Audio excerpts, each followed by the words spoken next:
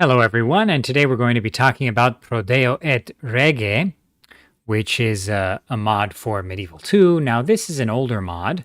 I always like covering some of the older Total Overhaul mods that sometimes people forget about.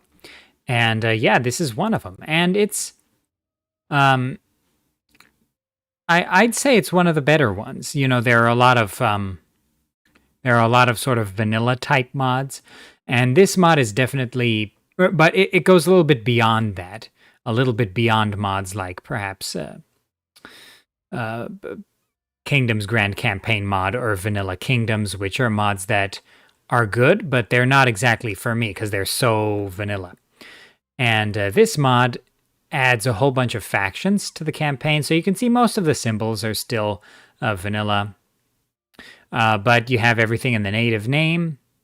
You have new factions like Genoa and Aragon. You have some new Orthodox factions. So you have Georgia and Kilikia and Armenia. You have Norway, which of course is a nice major faction for the early era.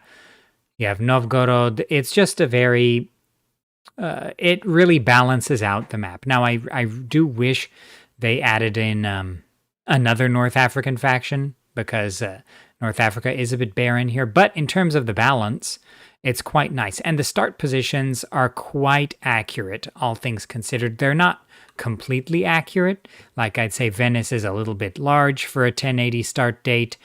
The county of Portugal was not yet independent at this time. It had been independent before, and it was independent a little bit later, but in 1080 it was still part of the Kingdom of Leon. But as you can see, Iberia is mostly empty, so it's Taifa states rather than just giving it to the Moors. The Byzantine Empire start position is quite accurate.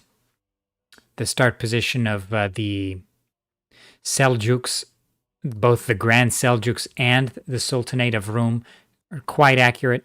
So it's quite a nice mod indeed. So let us get into the campaign, get into a battle, and check it out. All right, so here we are on the campaign map, and as you can see, the campaign map looks quite nice indeed. I do like these new textures. They are definitely a little bit different than the vanilla textures, and I prefer these. Now, however, I do think this is the vanilla map. It goes, I believe, to the same spot here, but it might be different. I'm not 100% sure. But in any case, let's quickly toggle the Fog of War and check out the campaign map. So as you can see, the campaign map is far more detailed. There are way more provinces, and it's a lot more historically balanced, right, in terms of what provinces there are. So, for example, you can see we've got Tabriz here next to Lake Urmia. That's a very nice province to have. You've got Tbilisi as the capital of Kakheti. You have Kutaisi as the capital of Abkhazia here. And this is, of course, a more historical way of portraying this region at the time. You have Theodosiopolis. You've got the Crusader state territories represented fairly well with Accra instead of Sidon. You've got Seleucia here added to Southern Asia Minor, which is good to see. And in general, I think these divisions here are much nicer. You have Corfu or Kefalonia here. And I think overall, as you can see, you have Milan under the Holy Roman Empire. So this is probably a bit of a better portrayal for the Holy Roman Empire in the early era, controlling northern Italy, at least a little bit stronger than it usually is portrayed. And I think this is actually kind of a better way to do it.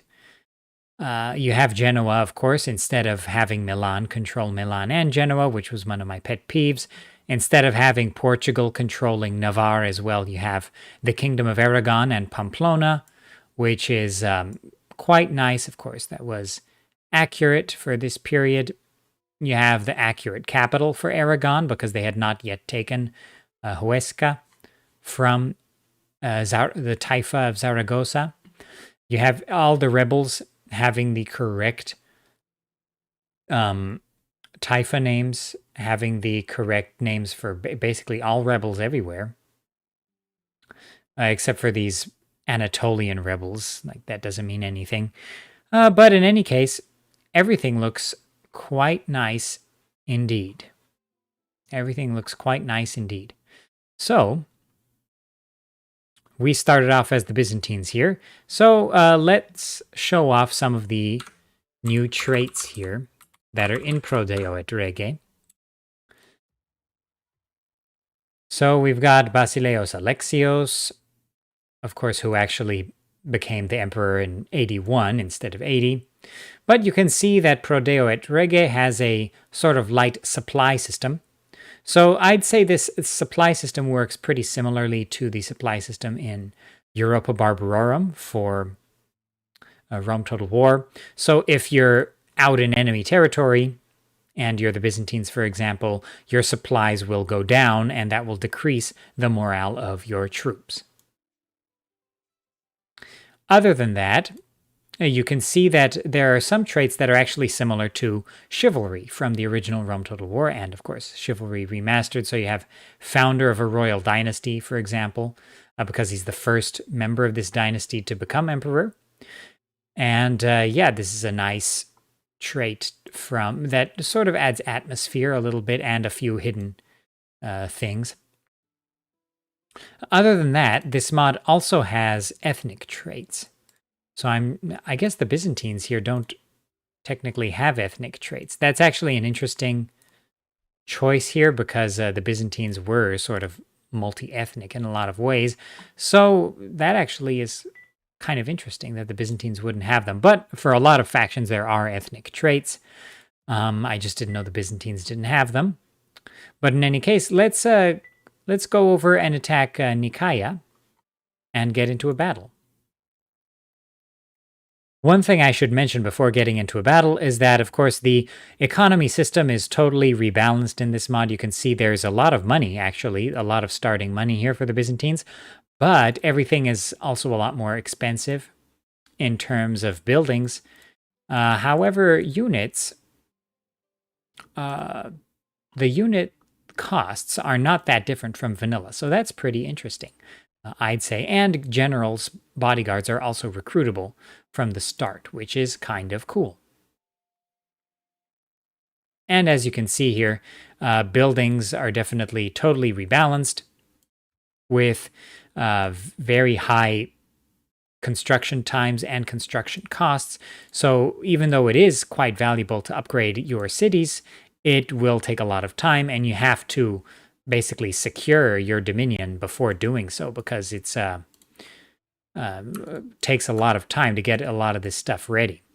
All right, so as you can see, we're now in a battle, and units like the Byzantine cataphracts and generals' bodyguards are changed in this mod, and they look quite nice. They are not perhaps quite as nice as those in Broken Crescent, or the Einjalut mod, but they are quite nice indeed. And I do like the unit variety here as well. So we've got Byzantine heavy spearmen looking very bright. And we've got Byzantine infantry on the left here. I always liked sort of Byzantine infantry that are sword armed because that is sort of a callback to the original medieval Total War, which of course has such a unit. And of course, we are fighting in Nicaea. We have Seljuk macemen. I'm not sure I've seen such a unit before, Seljuk macemen. However, the colors are quite appreciated because, of course, these battles would have been quite colorful indeed. Horse archers coming at us. So their troops are coming right at us. The new banners are also quite nice as well. We've got our spear wall here ready to face them. But of course, their general's bodyguard actually charged into our sword infantry. So they were smart enough to do that.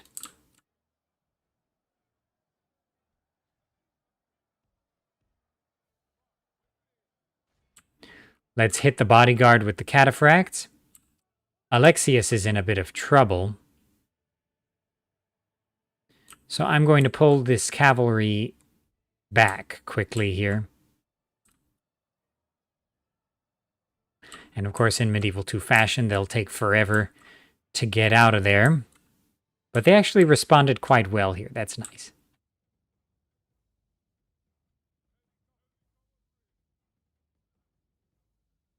Okay, cataphracts, charge, countercharge.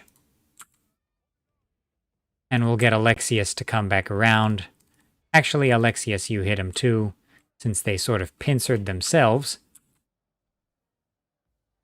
Our heavy spearmen are doing okay.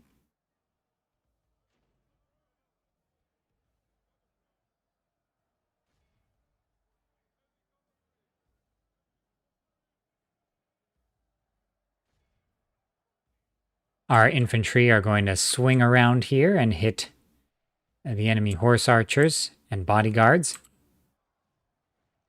And we've got the enemy bodyguard pinned here up the middle. Let's see if we can finally get this general.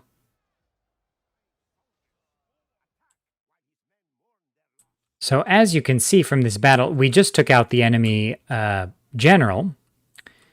However, their army is not breaking. That bodyguard unit didn't even break immediately. So, yeah, it takes quite a while to whittle these guys down. And this mod seems to be in favor of much slower battles, definitely. All right, and we were able to pull this one out quite nicely.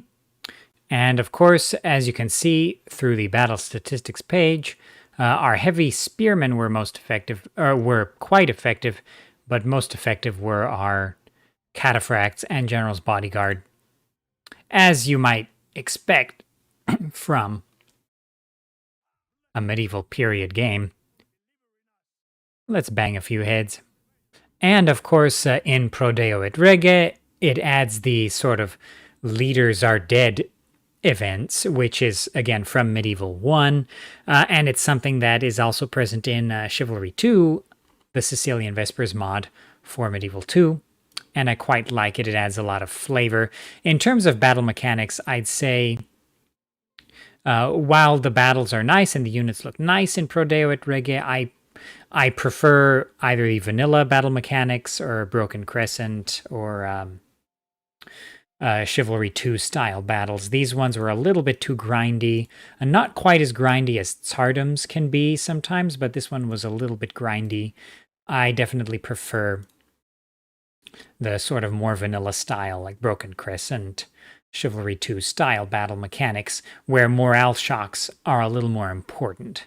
All right, so other than that, I'd say that's pretty much everything I have to say about Pro Deo et Rege. Now, I'm not saying that it's the most historically accurate mod of all time. Now, it is more accurate than than Vanilla Medieval 2, that's for sure. Like, look at the Byzantine start position is quite well done, quite accurate. The Georgian start position is quite well done as well. The Kilikian Armenian start position is not correct, because of course they wouldn't have controlled Sis at this time. They wouldn't have controlled any of the coast at this time. They would have just been up here in the mountains, controlling fortresses there. Their base would have been Vahka by 1080. But other than that, the start positions like of the Moors, or the Almoravids here at the start, the Aragonese start position, the Leonese start position, those are quite well done. And the mod overall is just a very nice, sort of more historically accurate, more detailed, with better traits, a better supply system, better battle more units, better unit rosters. It's just a nice mod that I think deserves your attention even today, because if you like the vanilla map, if you like the vanilla style, I don't think this mod strays too far away from that. I think you'll appreciate what it has to offer, and it's quite polished in a lot of ways. I'd say it's more stable than Chivalry 2. Now, the mod maker was working on a big 2.0 update for Prodeo at Rege, but that was never released as far as I know. But yeah, perhaps it can still come out someday. In any case, I hope you enjoyed this video. If you enjoy videos about the historical Total Wars and their mods, consider subscribing to the channel, consider liking this video, and I'll see you in the next one later.